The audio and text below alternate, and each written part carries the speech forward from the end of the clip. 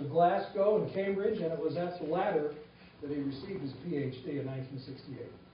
He served on the faculty of the University of Nottingham from 1970 to 1982, then accepted a position at the University of Durham, where eventually he was appointed Lightfoot Professor of Divinity.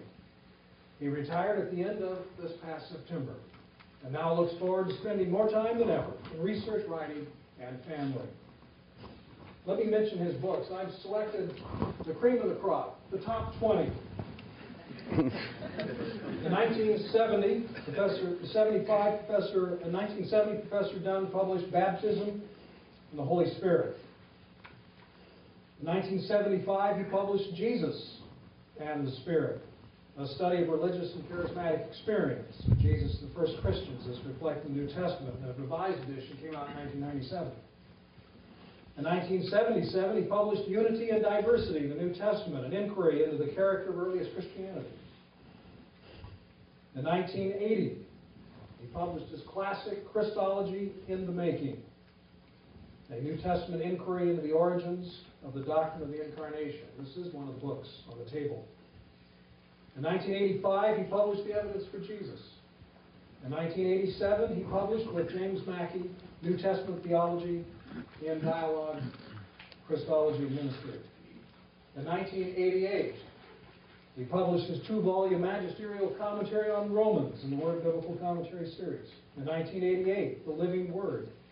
In 1990, Jesus, Paul, and the Law, Studies in Mark and Galatians. In 1992, Jesus' Call to Discipleship. He edited a volume, Jews and Christians, The Parting of the Waves, in 1992 and reprinted by Erdman's in 2001. In 1993, he published a commentary on Galatians. That same year, he published Christian Liberty, a New Testament perspective. That same year, he published The Justice of God, a fresh look at the old doctrine of justification by faith. That same year, he published The Theology of Paul's Letter to the Galatians. Then he took a breather for a couple of years, and in 1996 published the Acts of the Apostles. And that same year, the Epistles to the Colossians and to Philemon, a commentary on the Greek text.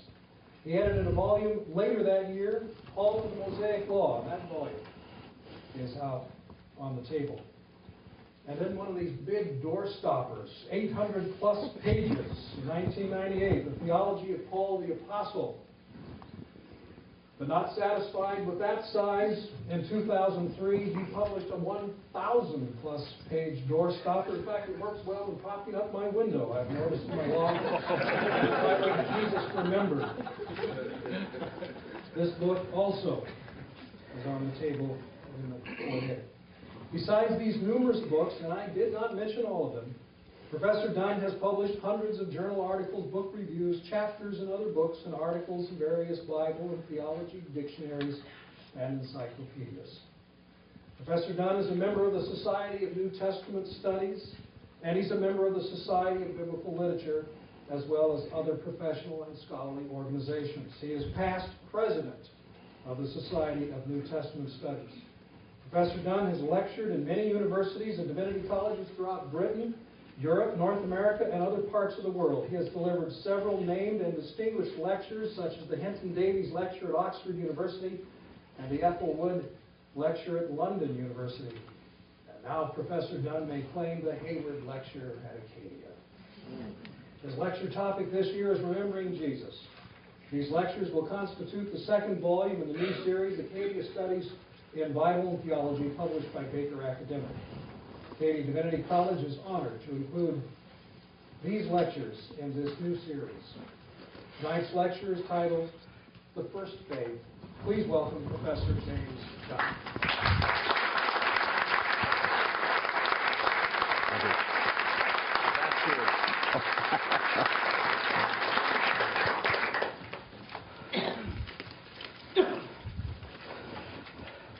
Thank you very much, Craig, indeed. It is a tremendous pleasure to be here. Being a Scot, Nova Scotia has a particular attraction to us. We had never visited it until we visited it 2 years ago, and we spent a delightful fortnight, 1 week in Halifax and 1 week in Cape Breton.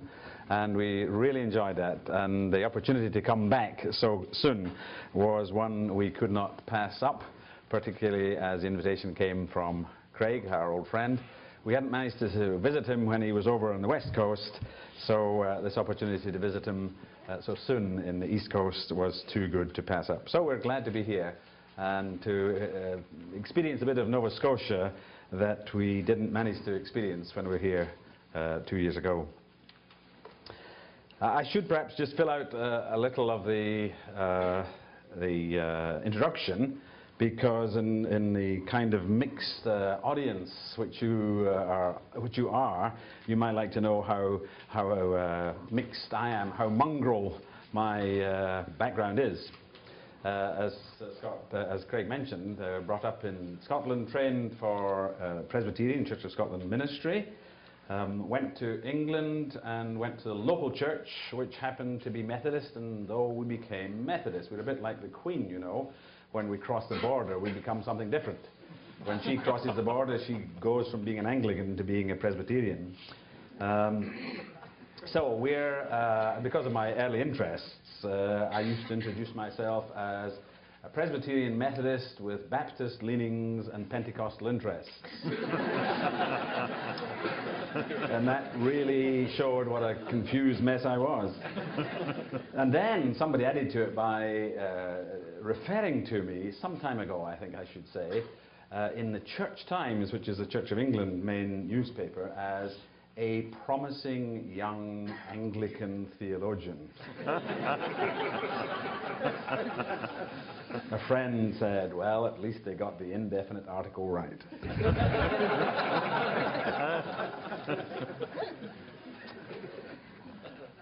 Now, I hope you've all got handouts, because I'll be following the handouts, and normally I would like to, I usually lecture to handouts so that I can have good eye contact and all that, and get some kind of rapport with all you strange folks, just in case I don't speak the language quite as well as I should. But because these are to be published lectures and I've already written the material, and since the publications are to publish the lectures as given, I'm going to have to read the lectures so that what is published is what I actually said, rather than my wandering off the point as I work to a handout. So if you forgive me, I shall not have so much contact, eye contact and rapport as I'd like. But let's see how it goes. So the first faith, and the subtitle is, When Did Faith Become a Factor in the Jesus Tradition? When did faith become a factor in the Jesus tradition? In my recently published Jesus Remembered, I attempt to engage with the long-running quest of the historical Jesus. I try to highlight what seem to me the key issues, historical, hermeneutical, theological, and the classic expositions of these issues. I note what also seem to me important advances made in the course of the quest, methodological insights which remain valid to this day.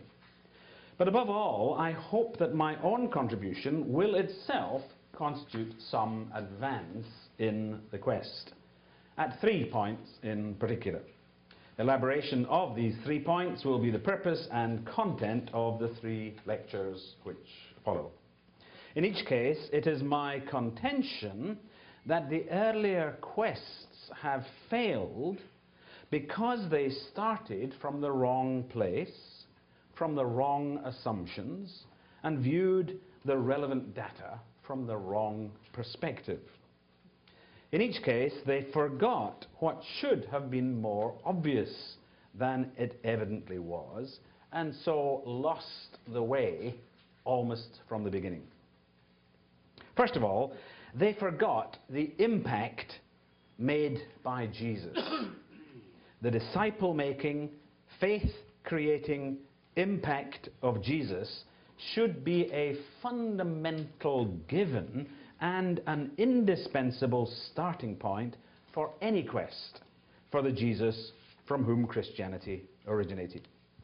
It is this failure to appreciate and properly to evaluate the role of faith from the very first, which is the focus of my first line of criticism of the earlier quests. Not all questers, of course, are equally open to this criticism. It is the main thrust and consistent emphasis of the various quests with which I find fault. So, first of all, I'm a Methodist local preacher, so of course I always have 3 points, as you will see. So, first, the Christ of faith versus the historical Jesus. If the quest of the historical Jesus is characterized by one feature above all others, it is the contrast between the historical Jesus and the Christ of faith. Or probably more accurately, the antithesis between the historical Jesus and the Christ of faith. As is well known, the quest began by way of reaction against the Christ of Christian dogma. The Christ of the Chalcedonian Creed, perfect in Godhead and perfect in manhood, truly God and truly man, was just too unreal a human being. The Pantocrator, the world ruler of Eastern iconography, was too far removed from the man who walked the shores of the Sea of Galilee. How can we believe in such a Christ when, according to the letter to the Hebrews, he was able to sympathize with our weaknesses and who in every respect has been tempted as we are? It is the human Jesus, the one who truly knew and experienced the reality of everyday existence in first century Palestine, the Jesus who lived among the poor, who counted people like Martha and Mary as his close companions, who was known as a friend of tax collectors and sinners. That's the one we prefer to hear about. Is he not a more meaningful Savior than the almost mechanistic God-man or the remote Pantocrator? No wonder the cult of Mary, the mother of Christ, became so popular when her son was so strange and heavenly. The heart yearning for comfort and an inspiring role model needed a mother figure to intercede with this awe-inspiring Christ, needed to rediscover the human Jesus behind the divine Christ. The contrast between the historical Jesus and the Christ of faith initially came to prominence in the title of David Friedrich Strauss's slashing critique of Friedrich Schleiermacher's Life of Jesus. Schleiermacher's lectures had been given in 1832 and were already seriously behind the times when they were published 32 years later. In them, Schleiermacher had concluded that the fourth gospel was written by John, the son of Zebedee, and therefore gave the most reliable and authoritative connected presentation of the life of Jesus. In the fourth gospel, Schleiermacher found a Jesus who was the historical actualization of his conceptualization of religion in terms of the feeling of absolute dependence. John's gospel shows a Jesus who was distinguished from the rest of men by, quote, the constant potency of his God consciousness, which was a veritable existence of God in him. Or, quote again, his consciousness of God never failed him, and apart from it, he amounted to nothing. In response, Strauss's critique was cutting. His opening words are ones of denunciation. Schleiermacher's Christology is a last attempt to make the churchly Christ acceptable to the modern world. Schleiermacher's Christ is as little a real man as is the Christ of the church. The illusion that Jesus could have been a man in the full sense and still as a single person stand above the whole of humanity is the chain which still blocks the harbor of Christian theology against the open sea of rational science. And his concluding sentences are equally bleak. The ideal of the dogmatic Christ on the one hand and the historical Jesus of Nazareth on the other are separated forever. The great goal of the first phase of the quest of the historical Jesus, then, was to get behind the Christ of faith in order to recover the historical Jesus. The task was envisaged as though it was equivalent to restoring a great masterpiece. The layers of subsequent dogma were like the layers of varnish and dust, obscuring the authentic brushstrokes of a Michelangelo.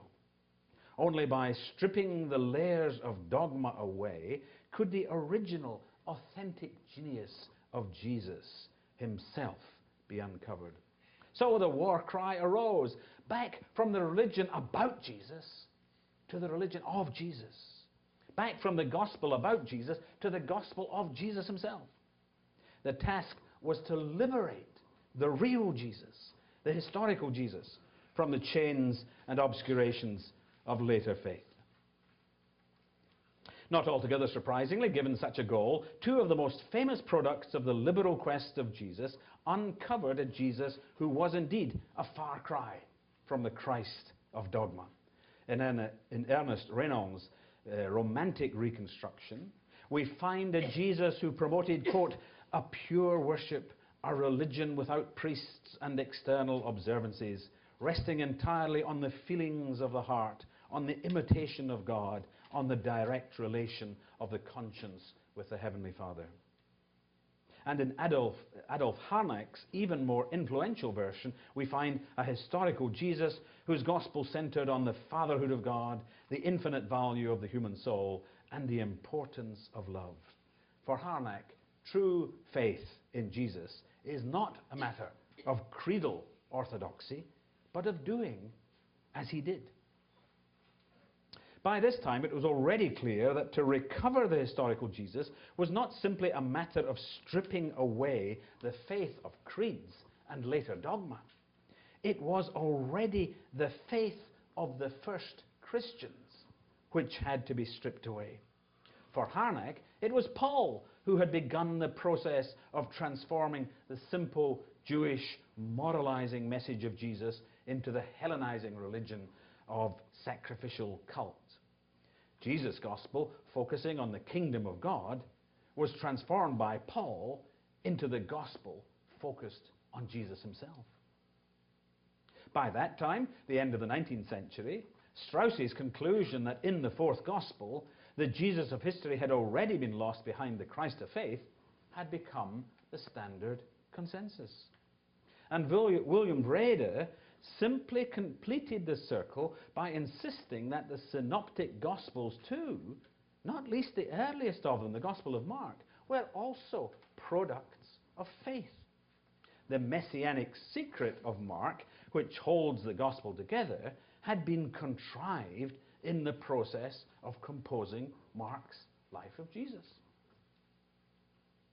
Breder's conclusion proved to be of amazing influence and significance throughout the rest of the 20th century. In the words of Norman Perrin, the Vredestrasse had become the Hauptstrasse. The Vrede Road had become the highway. It ensured that the Gospels, every one of the four canonical Gospels, would be regarded as products of faith. It ensured that the starting point for study of any Gospel passage would always be the assumption that the passage expressed the theology of that Gospel's author. To argue that the passage may afford an insight into Jesus' own understanding of his mission could never be assumed in the same way. The burden of proof always would lie with those who wanted to find here words that Jesus spoke or actions which Jesus took. This influence was soon reinforced by the development of form criticism. Form criticism began as an attempt to penetrate behind the written sources of the Gospels to uncover the earlier forms taken by the Gospel. But the more influential aspect of form critical method was the thesis that each unit of tradition must have had a life setting, a Sitzumleben, which explains and determined that form. The corollary was directly in line with the outworking of Vrede's thesis. The unit of tradition reflects most directly the concerns and faith of its setting in life, its Sitzumleben Kirche, the life setting of the church. If the reader wants to argue that it also reflects a Sitzumleben Jesu, that has to be argued for. However, it is a Sitzumleben Kirche which can be taken for granted, and which may have created the unit, or at least have greatly modified the tradition to make it speak to that setting. Consequently, there can never be any assurance as to how much or how little may go back to the setting of Jesus' own mission. The Christ of faith continues to obscure the historical Jesus. Gunther Bornkamm, in pleading the case for a new quest of the historical Jesus in the 1950s, well indicates how inhibiting such assumptions were. Almost immediately in his life of Jesus, Jesus of Nazareth, he observes, "We possess no single word of Jesus and no single story of Jesus, no matter how incontestably genuine they may be, which do not embody at the same time the confession of the believing congregation, or at least are embedded therein." He continues, "In every layer, therefore, and in each individual part, the tradition is witness to the reality of his history and the reality of his resurrection." Our task then is to seek the history in the kerugma of the Gospels, and in this history to seek the kerugma. Nothing could be more mistaken than to trace the origin of the Gospels and the traditions collected therein to a historical interest apart from faith. Rather, these Gospels voice the confession, Jesus the Christ, the unity of the earthly Jesus and the Christ of faith. So the Christ of faith pervades the Gospels, and pervades them so thoroughly that the quest of the historical Jesus easily loses itself in the mist of post-Easter kerugma and faith, which seeps from every nook and cranny of the Gospel story. It is this total lack of confidence in our ability to penetrate fully through the layers of post-Easter faith which has undoubtedly been a major factor in persuading many scholars of the past and present generation to shift their attention away from historical questions regarding Jesus to reconstructing the context to which each gospel bears witness. Each gospel bears more immediate witness to the situation which gave it birth than to the originating impulse of Jesus' own mission. The debate about which traditions go back to Christ in, say, Mark's Gospel has become lost in confusion, and our hearing has been deafened by competing views. So let us focus rather on what Mark's Gospel tells us about Mark's community and its social and cultural setting. Or why torture our congregations with the grim news that we have so little confidence in our ability to hear and observe through the Gospels what Jesus himself did and said? More comfortable to bracket out questions of history and to focus on the closed world of the narrative itself, where discussion can be restricted within narrow and less threatening boundaries, and attention can be devoted to highlighting each evangelist's storytelling genius. The latest round in the epic contest, the historical Jesus versus the Christ of faith, appears in the work of the Jesus Seminar. Robert Funk, the doyen of the seminar, makes no secret of his desire to rescue Jesus from Christianity. For Funk, the continuing purpose of the quest of the historical Jesus is, quote, to set Jesus free from the scriptural prisons in which we have incarcerated him. The pale, anemic, iconic Jesus suffers by comparison with the stark reality of the genuine article. The logic for this rescue effort is along predictable lines. Whatever can be attributed to the communities which used this tradition is to be stripped away. Any use or echo of Scripture, any saying which is not aphoristic, parabolic, or a sharp retort, any hint of baptismal practice or of the circumstances of the early Christian mission, anything that smacks of common Israelite or Judean lore, or could have been said by any Christian sage, and particularly anything which is apocalyptic in character or hints at a Paul-like theology of the cross, or in a word, any sniff of faith. Not altogether surprisingly, the Jesus who emerges for Funk is, quote, a free spirit, a vagabond sage, the subverter of the everyday world around him. An historical reconstruction, apparently all the more convincing because it stands at such odds with the traditional picture of Jesus drawn from the Gospels. Funk's work, and that of the Jesus Seminar, is presumably intended to mark some kind of triumph of the historical Jesus over the Christ of faith. In all this, a striking feature is readily apparent, that in the quest of historical Jesus, faith is a hindrance. Faith leads the researcher down the wrong road. Faith prevents the searcher from recognizing the real Jesus. Faith is bad. History is good. The Christ of faith is what we need to get behind. The perspective of faith obscures and deceives. We will only attain to the Jesus of history when all the elaborations and distortions of faith have been stripped away, and when all faith has been eliminated from the record and the resulting picture. What started as a protest against the artificialness of the creedal Christ, what began as an attempt to strip away the centuries-old layers of dogmatic and ecclesiastical contrivance, has ended up as a rejection of the Gospels themselves and their portrayal of Jesus, and a deep-seated suspicion of the Jesus tradition as a whole. It is all, from start to finish, the product of faith, and therefore to be discounted. It is this whole thrust which I find it necessary to question and challenge on two grounds. First, we must recognize that the first faith of the disciples is what makes it possible for us to gain any information about or insight into the Jesus of Galilee. And second, we must also recognize the fallacy of thinking that the real Jesus must be a non-faith Jesus, different from the Jesus of the Gospels. So my second point, the impact of Jesus. An inescapable starting point for any quest for Jesus should be the historical fact that Jesus made a lasting impact on his disciples. It can be regarded as one of the most secure of historical a prioris that Jesus made a deep impression during his mission.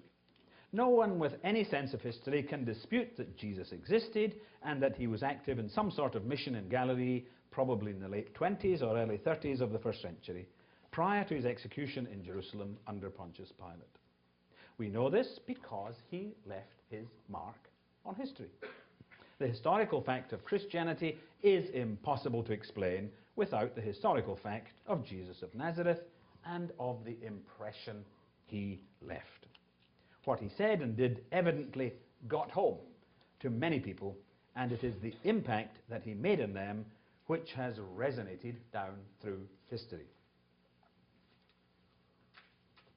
In particular, he made disciples. It is the effect that he had on them which in due course gave us the accounts of Jesus in the Gospels. The impact was not a slight one, a memorable epigram, a good story, or an exciting event which caught their attention for a day or two and then sank below the surface of their everyday consciousness. His mission changed lives. They became disciples. They gave up their jobs. They left their families. They committed themselves to him. They followed him. They were in his company day after day for many months. The impact of his mission turned their lives in a completely new direction. It lasted. The point I want to make here is that this response was already a faith commitment. They believed what he said. They responded to his challenge by joining his mission and trusting their lives to him. They believed in him. It is not necessary at this point to clarify what this faith consisted of or amounted to. The point is that the way they responded to Jesus can hardly be denied the description with words like faith, trust, commitment. Jesus may have created many different impressions on different people, impressions which we can no longer recover, but in the case of the disciples, the impact made by Jesus was a faith-creating impact. And it is from that initial disciple-making impact that all else follows. This is the first point to be noted then, that faith among the disciples of Jesus did not first arise with Easter. Of course, that earlier faith was illuminated and transformed by what happened on the first Good Friday and Easter day.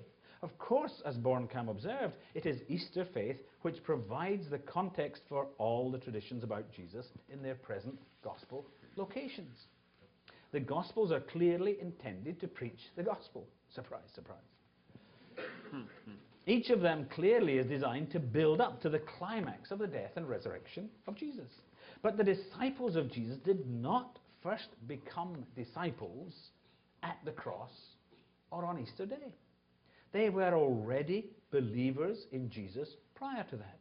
The faith was no doubt inadequate in the light of its fuller version subsequently, but it was still faith. The second point follows. This initial faith shaped the Jesus tradition from the first. It would be possible to argue that the impact made by Jesus was on individual disciples who treasured the memory of what they had heard Jesus say and seen Jesus do, that they treasured that memory in their hearts and only after Easter began to talk about what they remembered. By so arguing, some could continue to insist that the faith which shaped the tradition from the first was Easter faith. It would be possible even to argue that the individual disciples continued to treasure their memories of Jesus in the secret of their hearts, and only when a Mark or a Matthew appeared, when they were old, did they begin to feed these memories into the newly developing tradition. That way, we could be sure that the Jesus tradition was first formulated from a perspective of well-developed Christian faith. But neither of these possibilities is even halfway plausible. It is scarcely imaginable that what Jesus said and did was not talked about. Gert Tyson's The Shadow of the Galilean gives a good and I think a fair impression of the way accounts and rumors of Jesus' teaching and action must have been widely circulated, readily available to even the only faintly interested. And if stories were being told about Jesus on a common interest basis, then it is highly probable that those favorably impressed by Jesus would have their own accounts of what it was that had impressed them, no doubt in part at least to explain their interest in Jesus to skeptical or inquiring neighbours. All the more so then should we expect those who had committed themselves to Jesus' cause to talk about Jesus' teaching and actions among themselves, not least to reassure themselves that their commitment to Jesus had not been a mistake. Such sharing of impressions, such reflecting on the striking things Jesus had said, such retelling stories of Jesus' doings are the obvious beginnings of the Jesus tradition. In this way, we may say, the initial forms of the Jesus tradition first took shape. The alternative of disciples staying silent all during Jesus' mission, with no talk of what had most impressed them, with no sayings of Jesus or memories of his healings to be shared when there was nothing else to do of an evening.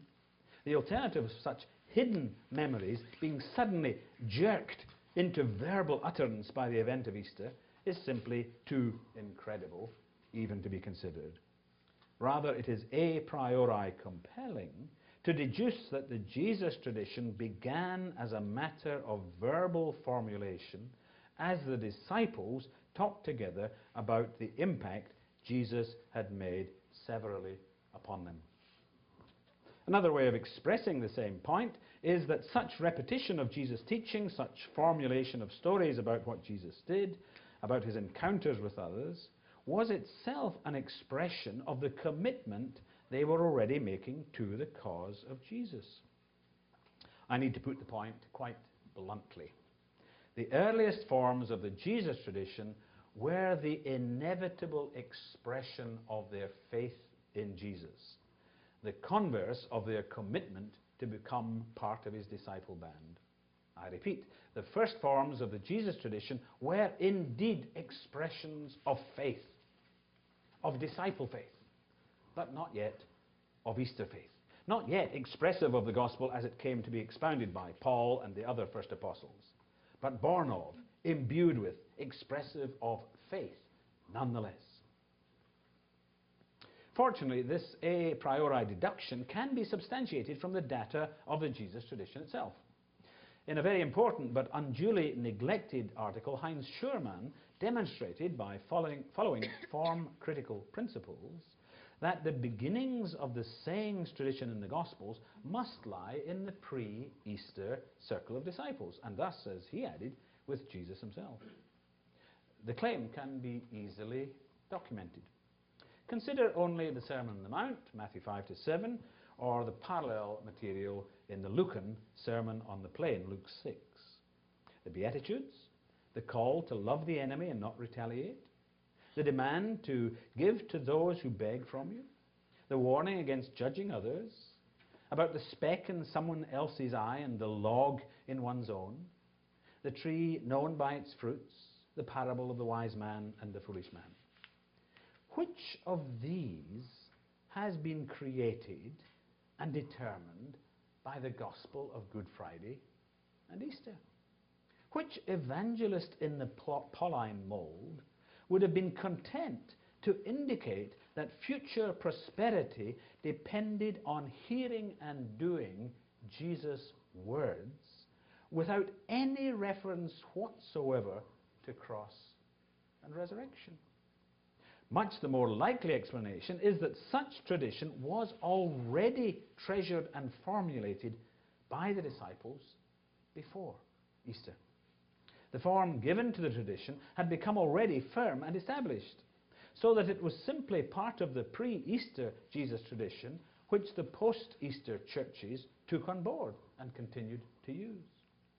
Of course, it was from then on recalled and used in a post-Easter context, but it was almost certainly already being used in that form in disciple gatherings before Easter.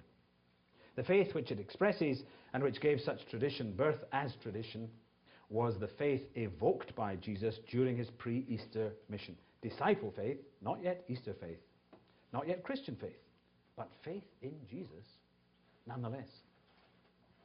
The importance of the point is well illustrated by the current discussion regarding the Q document, believed by most to be one of the sources drawn on, along with Mark, by Matthew and Luke. In the current phase of the quest of the historical Jesus, as much attention is now being paid to Q as was paid to Mark 100 years ago. Two features have been given especial prominence among those most active in Q research. One is the almost certain absence of a passion narrative from Q. Q consists almost exclusively of sayings of Jesus. The second is the Galilean character of the Q material. It appears to have been shaped in Galilee and to evince a Galilean perspective.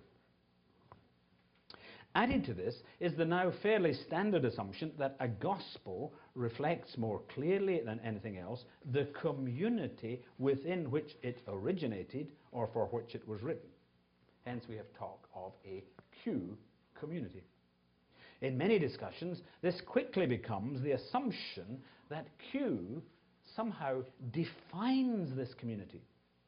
The community holds to this document over against other communities who are similarly defined by their document, Mark's community in particular. Given such logic, the inference becomes fairly obvious. The Q community must be located in Galilee and must have espoused an understanding of Jesus at odds with or even opposed to the gospel of cross and resurrection presented by Mark. On this reconstruction, the Q community, rather like the old 19th century liberals, believed in Jesus, the great teacher of wisdom, the one whose pungent aphorisms and sharp retorts continued to be a subversive force within Galilee in the 40s and 50s. The logic behind this reconstruction is fallacious at almost every point. I've commented elsewhere on some of these fallacies, including what I call the one document per community fallacy. Here I simply want to draw attention to the more obvious, much the more obvious explanation for the two features of Q which have been drawn into such speculation about the Q community: the absence of a passion narrative and the Galilean provenance of the Q material. The most obvious explanation for these features is that the Q material first emerged in Galilee and was given its lasting shape there prior to Jesus' death in Jerusalem. That is to say, it expresses the impact made by Jesus during his Galilean mission and before the shadow of the cross began to fall heavily upon either his mission or the memory of his teaching. The whole line of logic using Q to reconstruct the beliefs of a Q community illustrates a curious trait in 20th century investigation of the synoptic tradition. Here is tradition, Q, which purports to be tradition of Jesus' teaching and which was evidently shaped in Galilee. Yet rather than draw the obvious conclusion that this is the teaching of Jesus during his mission in Galilee, remembered and put into its present form by those who were with Jesus in Galilee, a quite different conclusion is drawn: that it reflects a post-Easter community of disciples who did not know about or were hostile to the message of Jesus' death and resurrection. Never mind that we know a good deal about Jesus' Galilean mission from non-Q tradition, and that the Q material is wholly consistent with that. Never mind that we know virtually nothing about churches in Galilee during the 40s and 50s. Never mind that the probability of Galileans not knowing or caring about what had happened to Jesus, his death in Jerusalem, must be almost zero. When scholarly argument continues to work with such assumptions about faith-corrupting tradition and about the priority of a form's sitz im Leben, without realizing that these assumptions should have been put in question long ago, no wonder its further logic demonstrates the negative proof of reductio ad absurdum. In Q, in short, we see the evidence of the a priori argument mounted earlier. Q demonstrates that Jesus' teachings had not simply been remembered by his first disciples, but had been put into forms which reflected the local and temporal provenance in which they were delivered and which endured in that form. The obvious deduction is that the teaching was put into these forms as an expression of the discipleship into which such teaching had called them. That is, to celebrate and share the mutual impact of that teaching and to make possible further reflection on that teaching as the mission of Jesus and their discipleship developed. In other words, the Q tradition reflects and bears testimony to the faith-creating impact of Jesus' ministry. It was formulated as an expression of faith indeed, but of the faith of the disciples which drew them into following him. As such, it takes us back not merely to the 70s or 80s when the Gospels were written, and not merely to the 40s, 50s or 60s when the Jesus tradition was being circulated around the first churches, but to the late 20s or early 30s, to the time and mission of Jesus himself.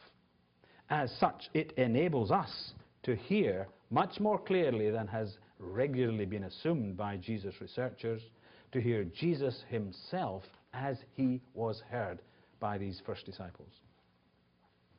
Which brings us nicely to my second main complaint about the historical quest for the historical Jesus. So my point 3, the so-called historical Jesus. A major problem with the quest of the historical Jesus is the very term, historical Jesus. It suffers from a split personality. On the one side, Anyone who has attempted to define the meaning of the phrase is quite clear about it. The historical Jesus is the Jesus constructed by historical research. This is important. On a strict and proper definition, the historical Jesus is not the man who walked the tracks and hills of Galilee. The historical Jesus is what we know about that Jesus, what we can reconstruct of that Jesus by historical means.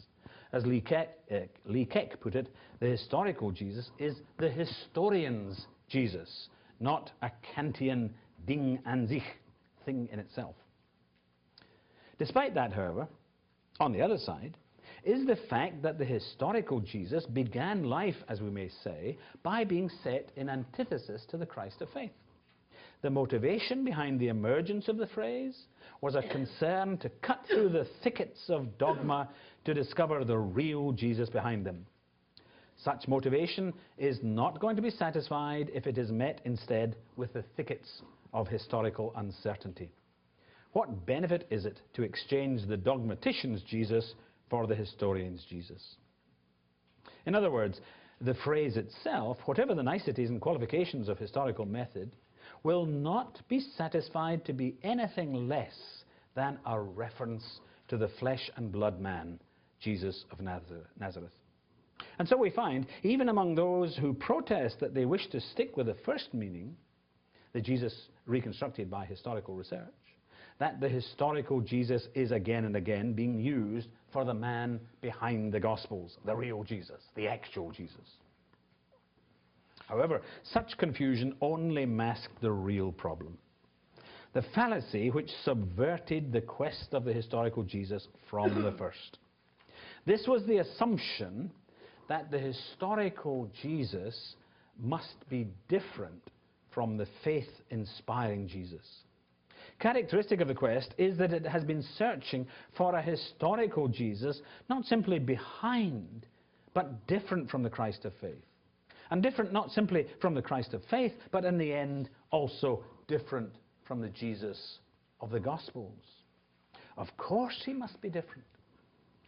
It was the inhumanity of the Christ of faith which first motivated the quest. It was the suspicion that Jesus of Nazareth has been overlaid and hidden from us by postage of faith in Jesus Lord, which has continued to drive forward the quest. So of course, a human Jesus, the historical Jesus, must be different from a Jesus seen through the coloured spectacles of belief that Christ was the divine Son of God.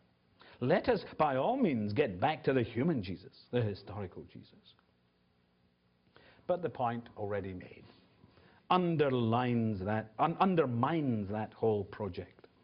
For the point is that faith colours all the traditions we have about Jesus and has done so from the very first. Not Easter faith, as I've argued, but faith nonetheless. The earliest tradition bears witness in phrase and form to the impact made by Jesus. The formulation of that tradition was itself the expression of the trustful response which Jesus evoked from his disciples. The initial formulation of that tradition, we may say, was itself the impact made by Jesus. That which grasped and shaped their lives is what they put into verbal form in what we now call the Jesus tradition. And as we can tell the shape of the seal from the impression it makes on the page, so we can tell the shape of Jesus' mission from the indelible impression he left on the lives of his first disciples, as attested by the teaching and memories of Jesus, which they were already formulating during their initial discipleship. To quote Keck once more, the perception of Jesus that he catalyzed is part of who Jesus was. There are two important corollaries to this insight. One is that we can never succeed in stripping away that faith from the tradition, as though to leave a non-faith core. When we strip away faith, we strip away everything and leave nothing. We cannot press back through the tradition to a Jesus who did not make an impression or a Jesus who might have made a different impression. All we have is the impression he actually made. And all we can deduce from that is the character and teaching of the Jesus which produced that impression. This is precisely why I called my book Jesus Remembered, because we have access to none other than to Jesus as he was remembered. The historical Jesus, at best, can be none other than the Jesus who made the impact which is the beginning of the Jesus tradition. We can see Jesus of Nazareth only through the eyes and ears of these first disciples, only through the impressions embodied in the teaching and stories of Jesus which they put into their enduring forms. The attempt to understand and perform historical research on the model of scientific research, or latterly on the model of archaeological research, has simply compounded the misunderstanding. The quest of the historical Jesus has been conducted as though it was like Madame Curie's quest for radium, a process of filtering out all other elements until the final precipitate, the long sought-for element itself, was exposed to view. Or like the archaeologist digging down through layers of historical strata in the hope of uncovering some artifact in the earliest stratum which might explain why so much happened subsequently on that site.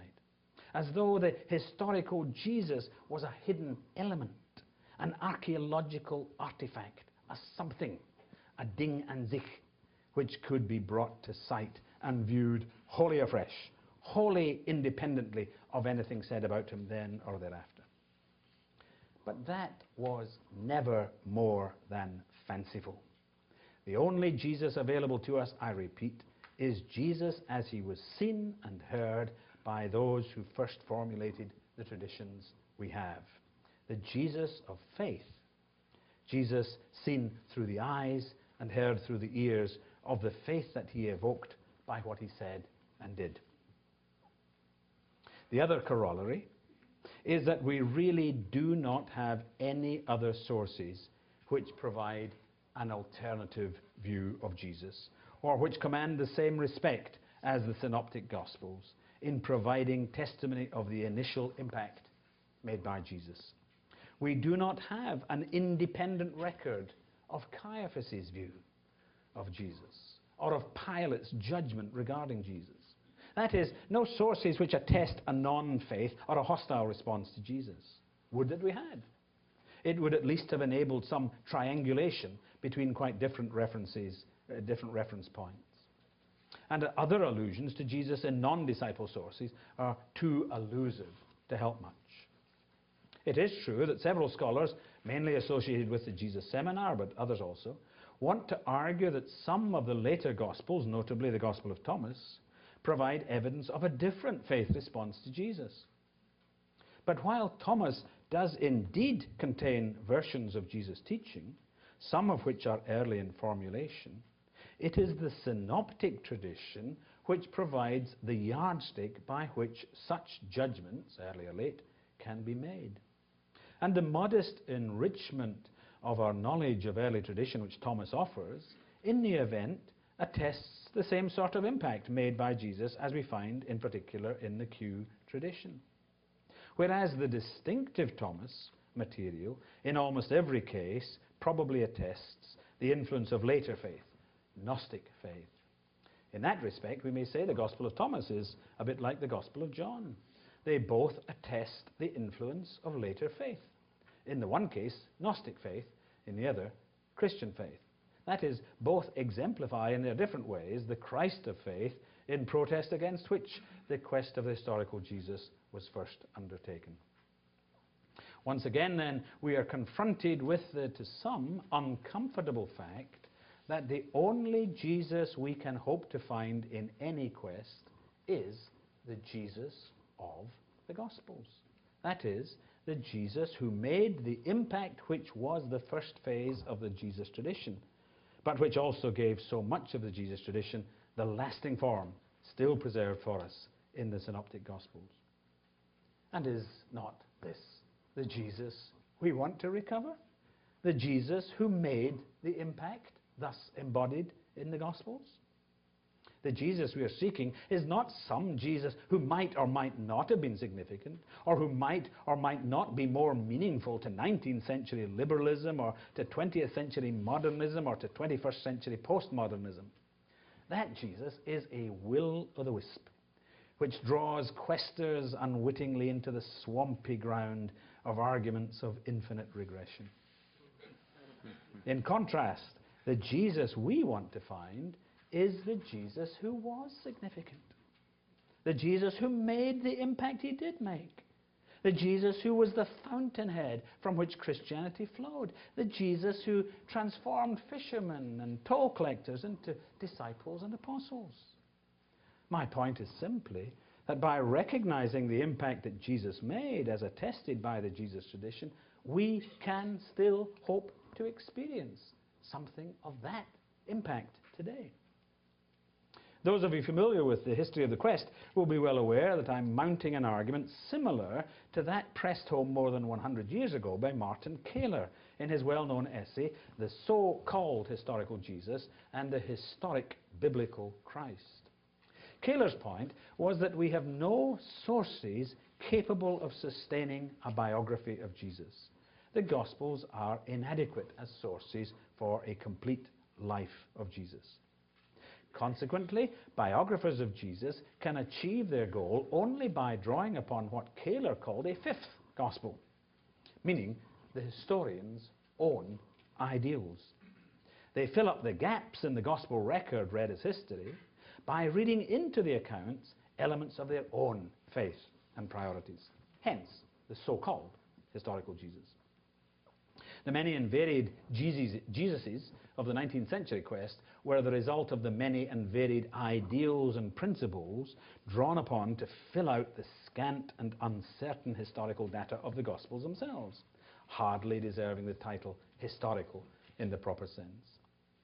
In complete contrast, argued Kaylor, what we have in the Gospels is the historic biblical Christ. The two words translated historical and historic, historisch and geschichtlich, make his point. History, he understands as merely historical, the bare data, independent of any significance which might be placed on them. Geschichte, on the other hand, denotes history in its significance, historical events and persons which attract attention by reason of the influence they have exercised. The point is that the Gospels present the geschichtliche Christus, Jesus seen in his significance. In contrast, the attempt to uncover a historical Jesus stripped of the significance hitherto attributed to him, and now rather like a bare tailor's dummy, ready to be clothed with the significance modern individuals might claim to see in it. The point is obviously similar to the one argued above, that there is no historical Jesus to be found in the Gospels, only the historic figure evident to us through the influence he exercised on his disciples, through the impact he made on them in calling them into discipleship. The difference is that Kaylor thought in terms of the biblical Christ, the Christ who was preached by the early Christians. In other words, he was thinking in terms of what later would be understood as post-Easter faith. It was in such terms that Bultmann owned the influence of Kaylor. What stood at the center for Bultmann was the kerygma of the gospel, the kerygmatic Christ, the preached Christ. But my reformulation of Kaylor's point in terms of the first faith, the pre-Easter faith of the disciples, still recognizes the force of Kaylor's argument, without following Bultmann in discounting all faith other than Easter faith. Thus reformulated, Kaylor's argument is even more effective. To discount the influence that Jesus actually made, to strip away the impact that Jesus actually made, is to strip away everything and to leave an empty stage, waiting to be filled by some creative amalgam of the historian's own imagination and values. If we are unsatisfied with the Jesus of the synoptic tradition, then we will simply have to lump it There is no other truly historic Jesus. Only the Jesus whom we can see and hear through the influence he had, through the impact he made on his first disciples, as evidenced by the traditions which they formulated and recalled. Only that Jesus is available to the quester. But, and this is my point, that Jesus is available to the quester. So to conclude, I have thus far made only these 2 points of protest against the mainstream of the quest of historical Jesus. First, it has failed to recognize that the faith-creating impact which Jesus made on those he called into discipleship is the appropriate and indeed most obvious and necessary starting point for any attempt to get back to Jesus. It has failed to recognize that the Jesus tradition is the direct effect of that impact, expressive of its force and character, and clear testimony of that impact.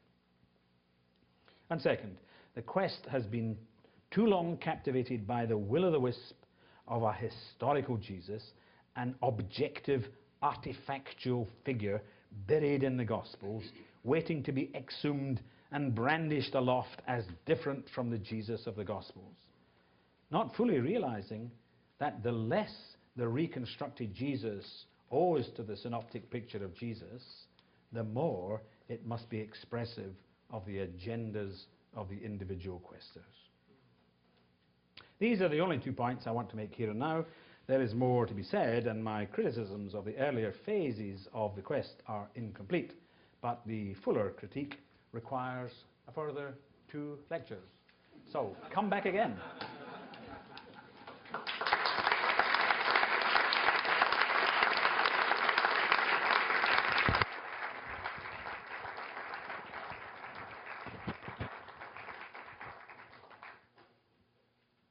We have about 15 minutes for questions and answers. So, Jenny, thank you. This is just an excellent lecture. What a good start. No questions? Let's go on. I don't know. Hold on. Yes, sir, in the back.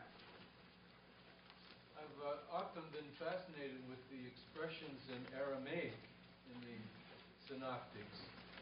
Were they put there intentionally as the actual words of Jesus?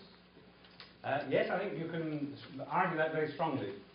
That Kalavakum, he says to the girl, the synagogue, ruler of the synagogue's daughter.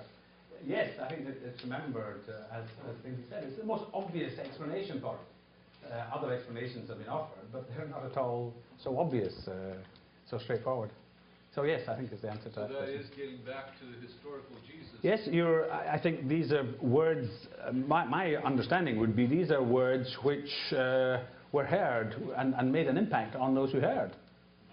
And they remembered them and recorded them when they put it into a verbal form in memory. So we have more than the Jesus of faith, and we actually have this evidence of the historic Jesus. Yes, but it is always coming through the ears and eyes of those who were there. We can never, as it were, get back into the room and be there with Jesus and the disciples and the girl. We are always that one step removed. Thank you. Another question. Yes, sir. These synoptic gospels are eyewitness accounts of what really happened. And the greater the proximity to the actual event, the greater the validity of accuracy. So in contrast to that, we have the historical method people who are not orientated towards Christ, but is more like a hearsay and far removed from the actual event. So as long as we can prove the authenticity of the synoptic gospels, I think we should go by that rather than more like hearsay evidence of the historians of the 20th century who are far removed from the actual. So all hinges on the authenticity of the synoptic gospels. Yes, I wouldn't put it that way. I think that puts it in too black and white, an oversimplified formulation, because I don't want to deny what is pretty obvious when you compare the synoptic traditions, the first three gospels, that each evangelist, for example, is got his own trust. I'll be saying a bit more about this, but they make their own interpretation, and they retell the story in their own way and making different points at times. So I've got no problem at all with the understanding of tradition. As I say, I'll be saying a lot about this tomorrow. Tradition being performed in the groups and gatherings of the disciples and being told in different ways for different circumstances. What I'm talking about is the starting point, really, the first faith, the beginnings of. And I see that very much in the Synoptic Gospels, in the Synoptic tradition. Although what we now have, of course, is that stories and sayings and teaching being gathered together and put in different ways and so forth. All right, another question.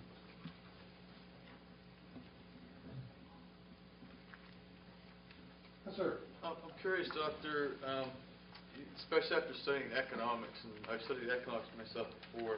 I'm just curious, how did you come to faith in Christ? How did I come to faith in Christ? Briefly. That's possible. Well, how long ago? I was very much involved in my youth with Scripture Union.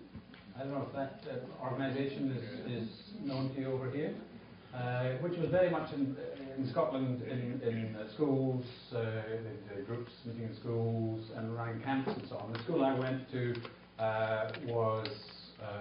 had a very active group, and I got involved in that, went to camps and so on. And I made a commitment about 10, I guess it was. I mean, I tell you the story of my life, but that's really the moment. Yeah. Thank you. Yes. You mentioned the Sermon on the Mount for showing pre-Easter faith Yeah. of the disciples. What other groups of source like Jesus material would you say gives evidence to pre-Easter disciple faith? Mm-hmm. Well, some of the other stuff is more hard to demonstrate, but I would say, for example, the early forms of the commissioning to the 12 disciples, sending them out in mission.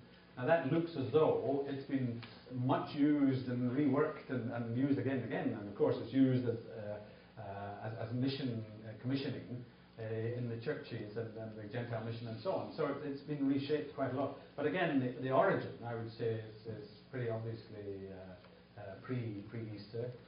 You could say we have what's called the apocalyptic discourse in Mark 13. Again, worked over quite a lot.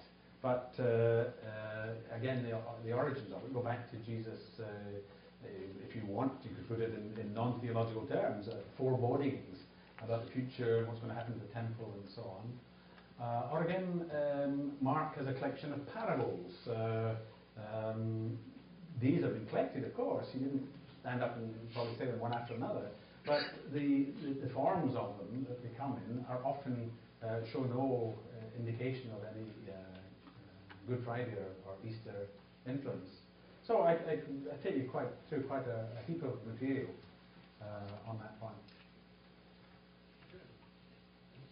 Other question? Yes, Adam. Professor Dunn, you talked about really the difference between pre-Easter faith and you kind of alluded to the pre-Easter, post-Easter faith. Really, I'm curious in your opinion, what exactly changed there? What you mean Easter? Yeah. Oh, another lecture? How long we got here? Wow, life story and now resurrection. Oh, the resurrection. Is that an answer? Would your opinion would be in any way different from predecessors? Would what? Because you had talked about how the faith of the disciples Yeah. pre-Easter really was carried over by the Christians post-Easter. Well, no, what I said, not quite that. What I said is the tradition that we have in the Gospels was given, evidently was given its, a lot of it was given its enduring shape in the pre-Easter mission. And that tradition was carried over as it stood and incorporated in the deeper, more perceptive, richer faith of Easter. So, of course, as I said, the Gospels are themselves clearly set out as Gospels, leading up. They're all leading up to it. This is a characteristic of Gospel. That's why they're called Gospels. It's the story of Jesus climaxing in death and resurrection. But I'm just qualifying that to say that don't think this faith started from cross and resurrection.